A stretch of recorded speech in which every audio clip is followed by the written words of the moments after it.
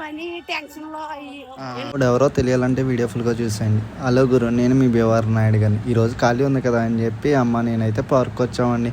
మా అమ్మ ఇదే ఫస్ట్ టైం అనుకుంటా రావడం. నాకు శుభ్రంగా ఉండాలంటదిరా.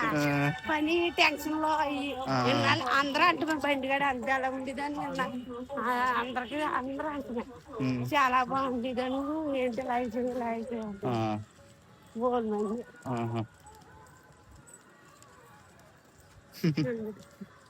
ఇద్దరు మ్యాచింగ్